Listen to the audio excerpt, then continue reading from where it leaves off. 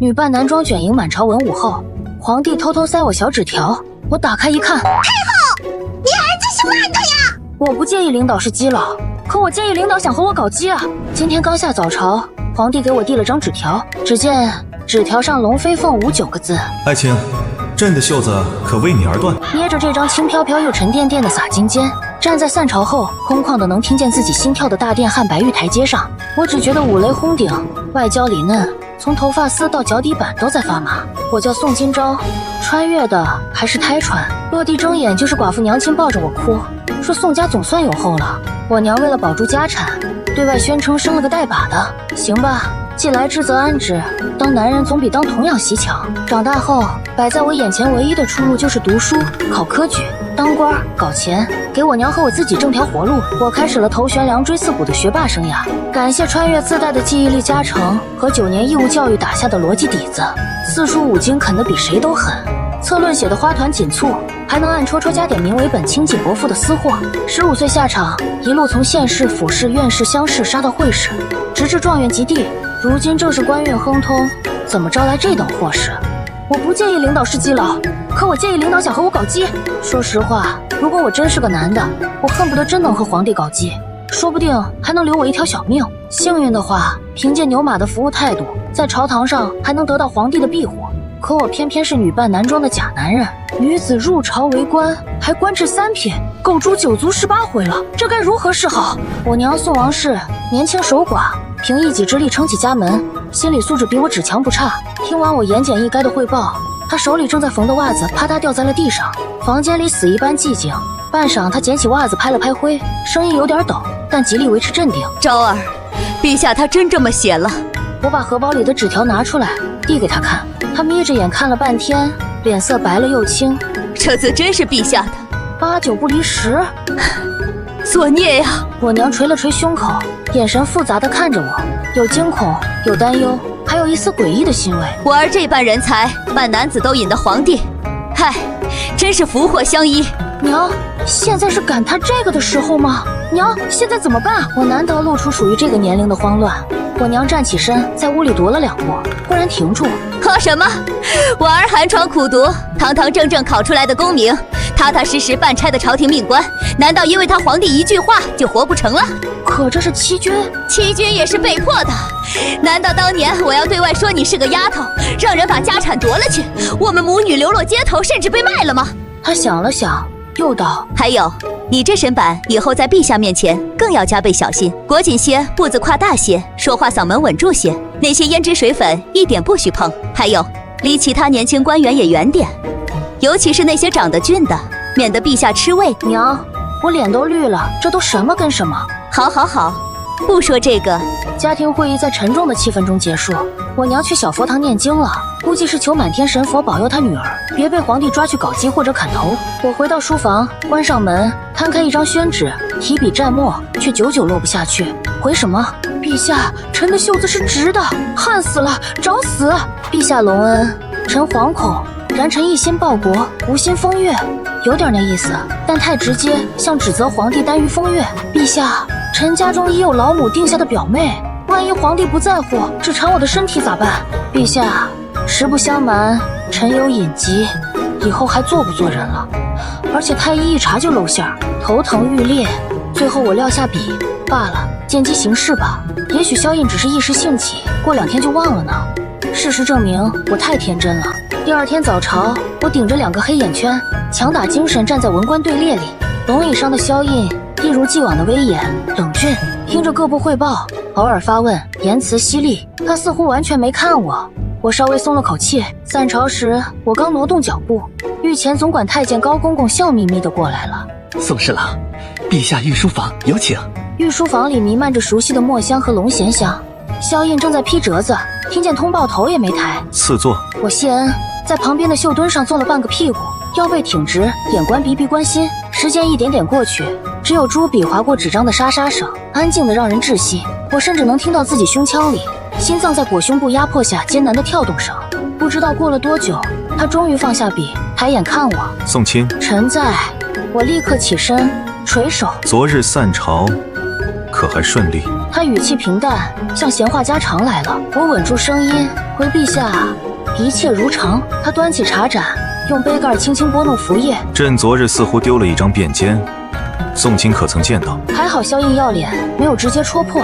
老天开眼，萧印还未病入膏肓。便笺，不知陛下所说的是何种便笺？臣昨日散朝后直接回府，并未识获御物。沉默，压力如同实质般从他身上蔓延过来，我几乎要扛不住跪下坦白了。哦，许是朕记错了，不是什么要紧东西，只是随手写的几句闲话，丢了便丢了吧。是我头更低了，怕被萧印看到我的笑颜。宋卿近日似乎清简了些，吏部事务繁杂，也要顾惜身体。他话题一转，语气仿佛真的在关心臣子。谢陛下关怀，臣惶恐，为国效力，不敢言累。还是要注意，毕竟宋卿是朕的股肱之臣，将来还有大用。大用？什么大用？暖床吗？臣定当竭尽全力，不负陛下厚望。退下吧，江南盐税的折子3日内给朕个详案。臣遵旨。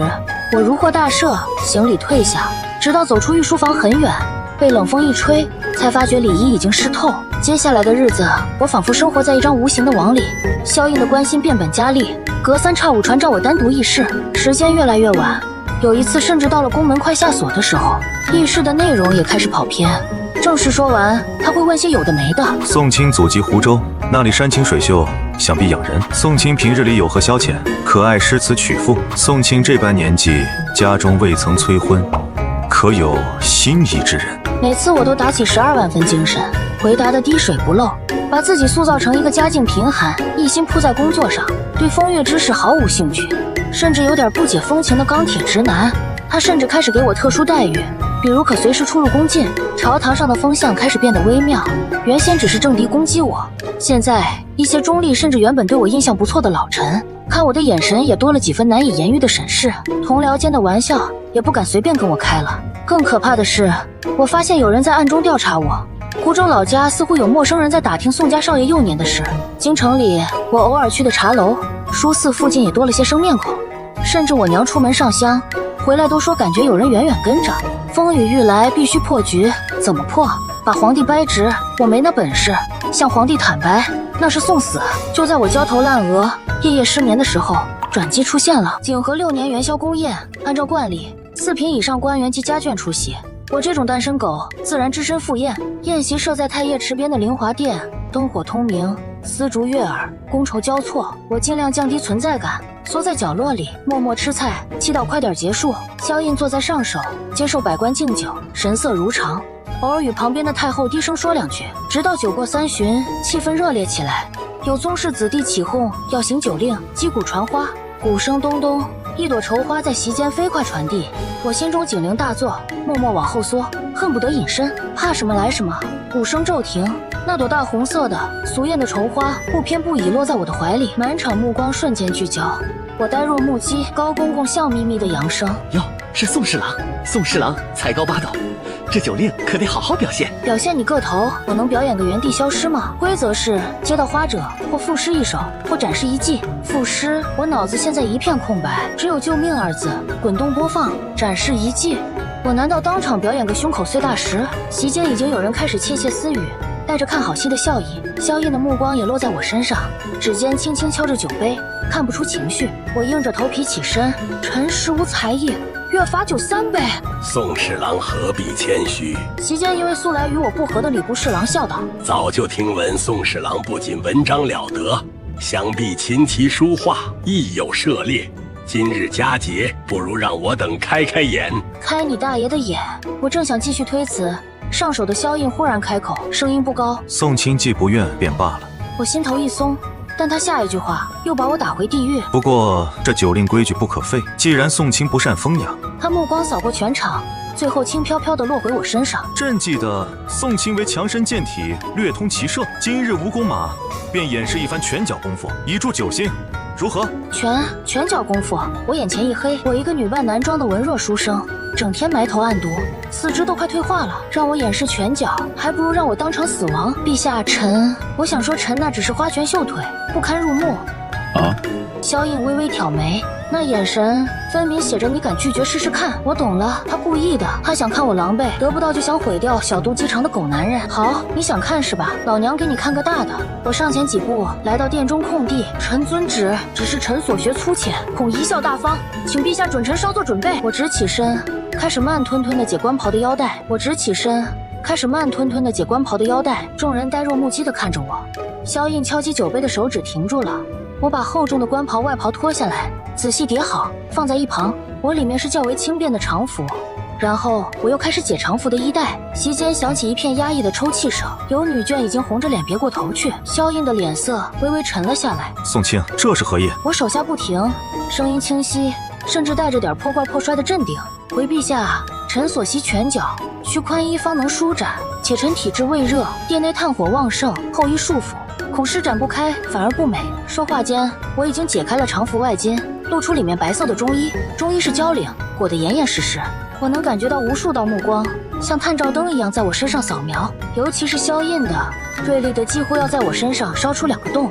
我强忍着捂胸的冲动，继续我的表演。我开始做热身动作，扩胸、转体、压腿，动作幅度刻意加大，但姿态力求刚健，绝不能流露出丝毫女子的柔媚。热身完毕，我站定，抱拳：“陛下，臣献丑了。”然后我开始打拳。没有章法，没有套路，就是把我能想起来的广播体操时代在召唤。军训时学的军体拳胡乱组合在一起，动作大开大合，虎虎生风，嘴里还配合着发出嘿哈的短促气音。整个莲花殿鸦雀无声，只有我嘿哈的配音和衣袂翻飞的细微声响。所有人，包括皇帝，都看呆了。一套拳打完，我收势，臣演示完毕，死一般的寂静。萧印看着我，脸上的表情十分精彩，像是想笑，又强行忍住。最终化为一声听不出情绪的宋清，果然别具一格。谢陛下。我面不改色的谢恩，走回座位，淡定地穿上外袍，仿佛刚才那个当众宽衣解带的人不是我。屁股还未坐热，丞相就上前跪请皇上赐婚他的小女儿和吏部侍郎。吏部侍郎，那不就是我吗？小女钟情吏部侍郎多年，臣跪求陛下赐婚。萧印看着跪在下手的丞相，脸色当场就变了。完了，他不会是吃醋了吧？他不会要迁怒丞相和他的女儿吧？丞相曾提携过我，算我半个恩师。眼看萧印要张嘴说话，我不入地狱，谁入地狱？臣有断袖之癖，实在不好耽误家人。四下一片寂静，几位大臣不约而同地拢了拢衣服。干什么？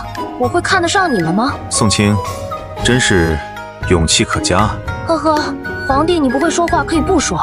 散会后，原先同行的大臣们一个个离我108000里。哼，男人就是矫情。宋大人，皇上有请。高公公那张永远笑眯眯的老脸，此刻在我眼中像极了索命的黑白无常。他侧身引路，声音压得极低。陛下心情似乎不大爽利，您可仔细着回话。萧印没坐在书案后，而是负手站在窗前，看着外面朦胧的宫灯。臣宋今朝叩见陛下。我跪得干脆利落，膝盖这玩意儿今天估计得多用用。他没回头，也没叫起，沉默像冰水，慢慢浸透我的官袍，冻得骨头缝都发麻。断袖之癖，宋清今日真是让朕大开眼界。臣惶恐，臣污了圣听，罪该万死。他慢慢转过身，明黄的靴尖停在我眼前尺余之地。你的确该死。朕问你，你是真的断袖，还是为了拒绝赐婚而找的借口？朕问你，你是真的断袖，还是为了拒绝赐婚而找的借口？臣却是断袖无误，平日里对女子毫无感觉，反而对英俊潇洒的男子心生爱慕。选择第一种，最多只是名声尽毁；选择第二种，欺君大罪，那可是要掉脑袋的。哈，宋清对于朕给你的纸条作何解释？是朕不够英俊吗？怎么还贼心不死？陛下人中龙凤，作为臣子的自然仰慕不已。既然宋清仰慕朕，怎么不回应朕？好了，现在不爱就得死，保住小命最重要。大女子忍辱负重算什么？陛下，雷霆雨露俱是君恩，陛下垂青，于臣而言是滔天之幸，亦是万钧之重。正因臣确有此癖，深知此道不容于世俗礼法，更为使彼如刀所不容。陛下是圣明天子，江山之主，万民表率。臣若因一己私慕回应陛下，乃至引得陛下涉足此途，将来史册如何书写，言官如何进谏，天下人又将如何议论陛下？臣岂敢因贪恋陛下恩泽，而令陛下清誉有损，令朝纲蒙尘？此等罪孽，臣万死难赎。纵使陛下因此怪罪，臣亦无怨无悔。一番话说得情真意切，逻辑自洽，简直把自己塑造成了为爱隐忍、为君分忧的悲情忠臣。御书房内一片死寂，我能感觉到萧印的视线久久落在我低伏的脊背上，良久，他才缓缓道：“抬起头来。”我依言抬头，脸上适时流露出混杂着仰慕、痛苦与忠诚的表情。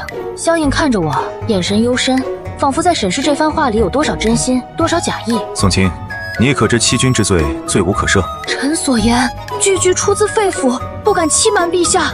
若有半字虚言，甘受极刑。即便朕说，朕不在乎时笔，不在乎议论呢？若朕告诉你，朕亦可效仿古人，南风之事早有先例。若朕告诉你，朕亦可效仿古人，南风之事早有先例。陛下，正因陛下是明君，才更不可行此之事。先例或有，然多藏于宫闱秘辛，或伴昏聩之名。陛下励精图治，方有今日海晏和亲之象，岂可因臣区区一介而蒙瑕疵？臣宁死，亦不能做那祸君误国的罪人。好一个宁死不做祸君误国的罪人！萧印轻笑一声，听不出是赞许还是讥讽。宋今朝，你这张嘴真是比你写的策论还要厉害。他靠回椅背，恢复了帝王的疏离与威严。今日宫宴，你自曝其短，虽惊世骇俗，倒也断了某些人的念想，免去不少麻烦。只是你这癖好，往后在朝中怕是要举步维艰了。臣早有预料，但求问心无愧，尽力为陛下分忧便是。问心无愧，宋今朝，记住你今天说的话，朕最恨欺骗与算计。我背上瞬间渗出冷汗，臣铭记在心，绝不敢忘。下去吧。他挥挥手，似乎有些疲惫。江南茶税的详案，明日递上来。还有，既然体热，朕会让内务府少往你职房送些炭，免得宋卿下次掩饰拳脚，又要当众宽衣。谢陛下体恤。我嘴角微抽，叩首告退。自那日御书房剖白心计后，萧印对我倚重的程度日渐超出了正常的君臣范畴。几乎每日早朝后，高公公那笑眯眯的脸都会准时出现在我下朝的路径上，这成了新的惯例。起初确实是易事，从日上三竿议到午后，萧印思维缜密，要求极高，常问得我背后冒汗，却也激发我全力应对。后来议事的时辰越来越晚，往往政务谈毕，已经宫门下药时分，他会很自然地留膳。御膳房的菜肴精致，但我食不知味。他偶尔会亲自用公筷为我布菜，动作自然得仿佛演练过千百遍，却让我每一根汗毛都竖了起来。同僚间的目光日益复杂，嫉妒、揣测、鄙夷、畏惧，各种情绪交织。我成了名副其实的天子近臣，也是众人眼中靠非常之道上位的幸臣。弹劾我的奏章多了起来，虽都被萧印不动声色的留中不发，但压力如影随形。最要命的是，萧印开始要求我留宿。第一次被留宿那晚，我躺在陌生的弥漫着龙涎香的锦被中，睁眼到天明，而事情终究朝着我最恐惧的方向滑去。我再次明白了一个道理，凡事只有第一次和无数次。这天我再次被叫到御书房议事，不出意外，这次一议还是议到了深夜。萧印放下朱笔，揉了揉眉心，神情间带着处理完繁重政务后的淡淡倦意，却更添几分慵懒的危险气息。陛下辛劳，臣告退。我立刻起身，只想逃离这令人窒息的安静。急什么？他抬眼看来，唇角似有若无的勾了勾。今夜便歇在宫里吧，外头风雪大。可今夜明明无雪，怎么现在演都不演了吗？臣预感不妙，我赶紧想出言拒绝。朕乏了。他打断我，语气不容置疑。就这样，我稀里糊涂的再次和萧印回到了寝殿。到了寝殿，他突然侧手道：“来替朕宽衣。”我如遭雷击，僵在原地。宽衣，这早已超出臣子本分，我只能硬着头皮上前。手指触碰到他龙袍繁复的扣系时，微微发颤。他配合的抬手脱下外袍递给我，我转身将袍子搭在屏风上，再回头时，他指着中衣，自然而然地在榻边坐下，拍了拍身旁的位置。过来。我的脚像灌了铅，挪不动步。他似乎叹了口气，起身走过来。我下意识后退，脊背抵上了冰凉的雕花格扇。他伸手，拇指轻轻拂过我的下唇，温热的触感带着薄茧，激起我全身战栗。他伸手，拇指轻轻拂过我的下唇，温热的触感带着薄茧，激起我全身战栗。怕什么？他声音低哑，目光落在我的唇上，幽深如檀。他低下头，一个轻如羽毛的吻落在了我的嘴角，裹胸部下的心脏疯狂肋骨，几乎要撞碎肋骨跳出来。他稍稍退开些许，看着我瞬间爆红的脸和瞪大的眼睛，他再次靠近，这次吻落在了我的颈侧，温热的气息喷洒在皮肤上，激起一阵本能的酥麻，随即是无边的恐惧。不能再这样下去！我用尽全身力气，猛地偏开头，同时膝盖一软，几乎是狼狈地滑跪在地。陛下！他动作顿住，低头看我，眸色沉沉。我伏在地上，额头抵着冰冷光滑的金砖，急喘了几口气。再抬头时，脸上已逼出屈辱又难堪的红晕，眼中甚至蓄起生理性的水光。陛下，臣，他蹙眉，耐心似乎正在耗尽。我闭了闭眼，像是豁出去一般。臣无法承受床居之事中居于下位。寂静，死一般的寂静在寝殿内蔓延。我能感觉到头顶上方那道目光，由最初的错愕逐渐变得锐利，继而染上难以置信的怒意。无法承受下位。他一字一顿地重复，他像是听到了天大的笑话，又像是被彻底激怒，猛地弯下腰，一把捏住我的下巴，迫使我抬起头，直视他眼中翻涌的风暴。你的意思是，要朕做下面那个？这把赌得极大，稍有不慎便是万劫不复。但戏已开场，只能硬着头皮演下去。臣不敢，臣岂敢亵渎陛下龙体？正因如此，臣才一直不敢回应陛下垂青。臣愿为陛下肝脑涂地，唯独此事，求陛下给臣留最后一丝颜面。他胸膛微微起伏，显然气得不轻。时间在令人窒息的僵持中流淌，每一秒都漫长如年。终于，他猛地甩开我的下巴，直起身背对着我。滚！日子以一种诡异的平静流淌着。御书房不再是我的日常打卡点，高公公那张笑眯眯的老脸也极少再在下朝路上拦截我。我重新淹没在文官队列里，恢复了一个三品侍郎该有的轨迹。同僚们看我的眼神也从之前的复杂揣测，渐渐变成了微妙的好奇，甚至夹杂着一丝不易察觉的怜悯。或许在他们看来，我曾是皇帝一时兴起的玩物，如今失宠了，虽免去了幸臣之名，却也失了圣眷，前途堪忧。我娘私下里念叨：塞翁失马，焉知非福？陛下能想通，那是最好。咱们安安稳稳做官，比什么都强。什么失马？你女儿那叫逃出虎口。那夜惊心动魄的冲突，虽然后怕，但似乎歪打正着，让萧映彻底清醒了。一个无法在情势中配合的臣子，或许终于让他觉得索然无味，甚至倍感屈辱，从而放弃了那荒唐的念头。我重新将全部精力投入到政务中，力图用实际稳固地位，淡出那些是是非非。江南严正革新初见成效，吏部考功条例修订也推进顺利，日子似乎就要回归正轨。我几乎要相信，那场荒诞的断袖惊魂已然成为过去，直到一道突如其来的圣旨，将我所有的侥幸击得粉碎。那日大朝会，气氛原本寻常，临近散朝，萧映忽然抬手指住了准备退朝的百官：“重卿留步，重卿留步。”他声音平和，却带着不容置疑的力度。殿内瞬间安静下来，只见萧映目光缓缓扫过，最后竟落在我身上。吏部侍郎宋金昭。我心头一跳，出列躬身：“臣在。”宋卿自入朝以来，勤勉王室，才干卓著，称心甚慰。他顿了顿，语气愈发和煦。然宋卿年已及冠，却至今孑然一身，不仅令堂忧心，朕异常挂怀。听闻宋卿之所以自称断袖，并非真有此癖，实则因早年于微末之时，曾与一平民女子有旧，念念不忘，立誓非卿不娶。他在说什么？我何时与平民女子有旧，还立誓非卿不娶？满朝文武也皆是一愣，随即交头接耳，议论声渐起，无数道目光聚焦在我身上，惊讶、恍然、好奇、探究。陛下，臣……我想否认，想辩解，可喉咙像是被扼住。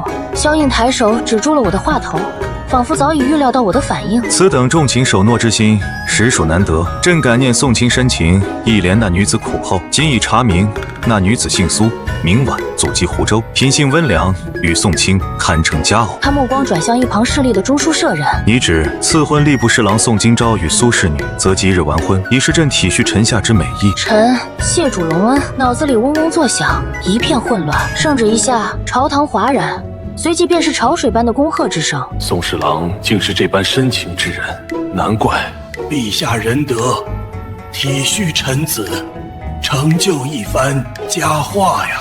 我的风评在短短片刻间彻底逆转，从一个有隐疾的臣子变成了深情守诺的君子，重情守诺人设立住了，仕途还有救，一切婚礼事宜皆按规制操办。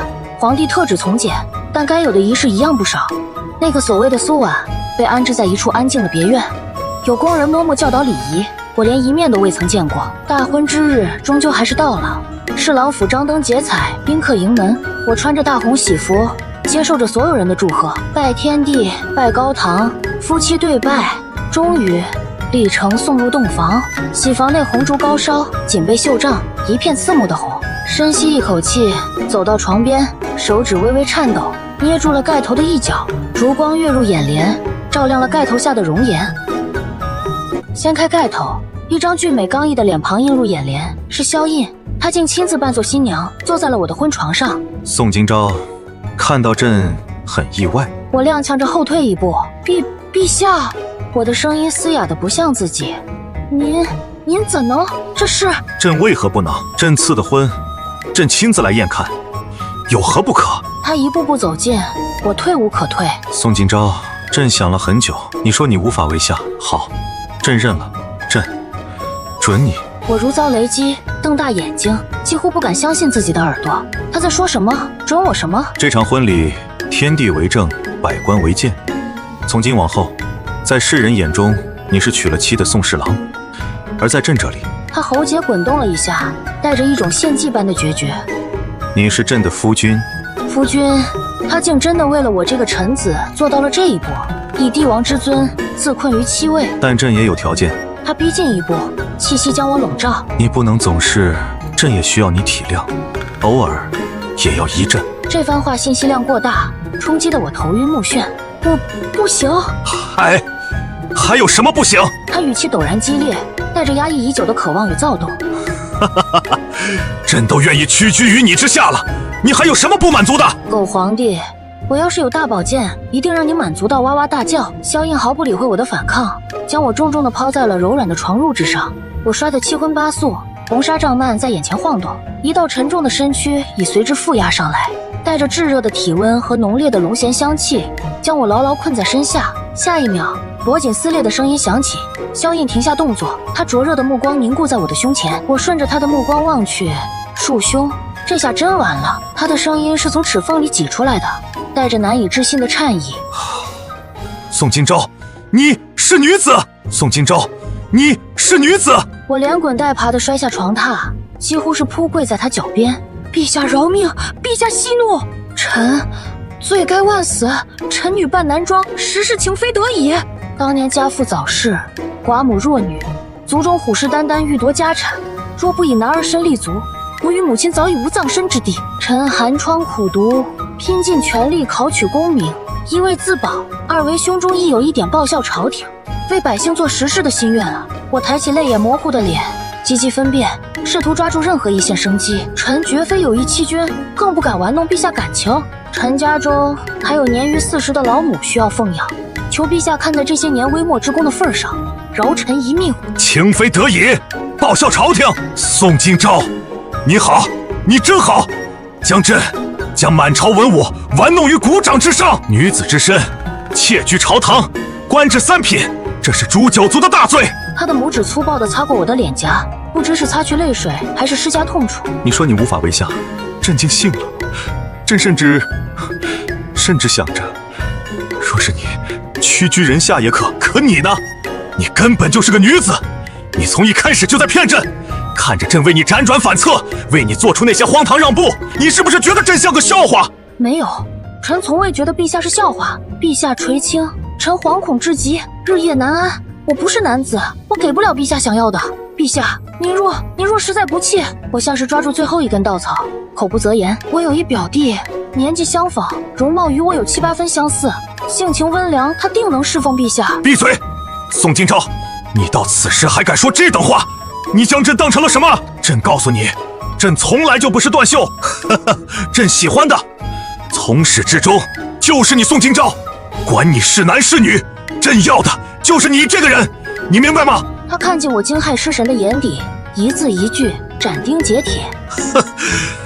欺君之罪，朕可以替你抹去；朝堂非议，朕可以为你压下。但这桩婚事，天地已拜，百官共鉴，你宋金昭，生是朕的人。他的指尖抚上我脖颈，激起一阵战栗。死，也是朕的鬼。萧印最终没有诛我九族，因为他也是我九族之一了。萧印也没将我赐死，他说他不想做弃夫。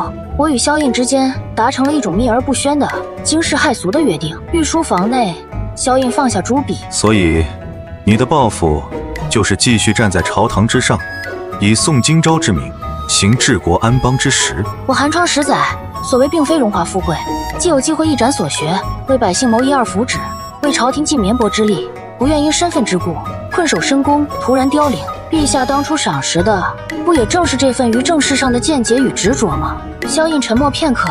你说的对，朕欣赏的从来都是你在奏章中条分缕析的锐利，在朝堂上据理力争的胆魄，在实务中脚踏实地的手腕。若因你是女子，便将这般才干埋没，是朝廷之失，亦是朕之失。他站起身，绕过书案，走到我面前。朕准了，只是我们既已成婚，便是夫妻，今生今世，生生世世都是要一起的。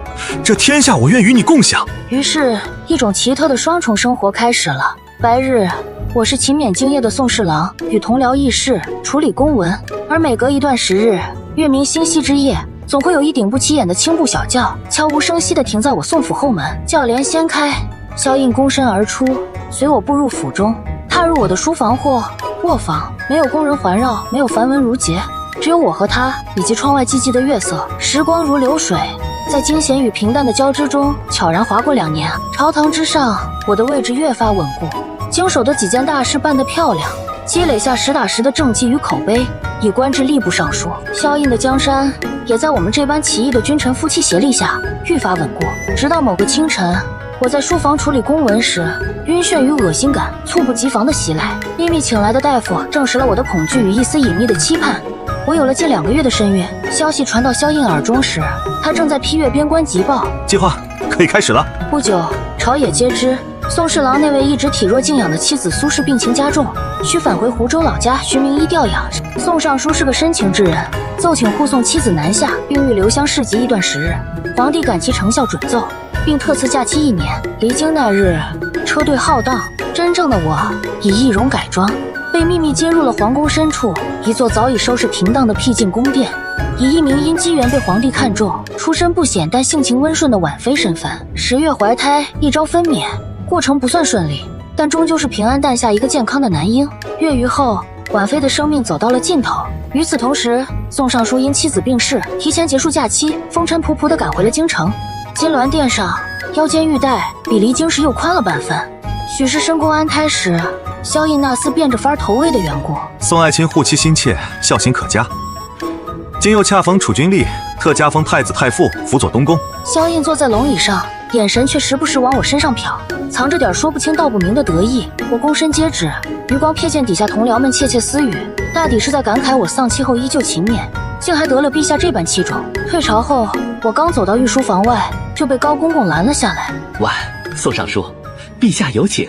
一进殿，就见那陛下没个正形的歪在软榻上，见我进来，立刻直起身子。今朝，快过来让朕瞧瞧，这2个月没穿官服，是不是又瘦了？我翻了个白眼，径直走到书案前。陛下请自重，臣现在是太子太傅，君臣有别。君臣是君臣，夫妻是夫妻，不冲突。在宫里憋了10个月，又装了1个月病秧子，朕都快忘了跟你在御书房对坐饮茶的滋味了。正说着，殿外传来内侍小心翼翼的声音：“陛下，太子殿下苦恼不止，非要找婉妃娘娘。”萧印脸一黑，我却没忍住笑出了声。那小家伙打出生气就跟我亲，想来是还没习惯我这个亲娘突然变成了太傅。笑什么？萧印瞪了我一眼，却还是起身道：“走，跟朕去看看。”我跟着他往后宫走，刚到东宫门口，就听见里面传来奶声奶气的哭声。进去一瞧，那小小的团子正被奶嬷嬷抱着，小脸皱成一团，哭得惊天动地，许是血脉相连。小家伙一看见我，哭声竟戛然而止，睁着圆溜溜的眼睛盯着我，小胳膊小腿还一个劲儿的扑腾。好家伙，朕哄了半天才止住，你一来就乖乖的，果然是你亲生的。我没理他，走上前轻轻拍了拍小家伙的背，小家伙立刻凑过来，小脑袋在我官服上蹭了蹭，嘴里还咿咿呀呀的喊着什么。完了，这小子怕是认得出你，要不咱们还是坦白吧。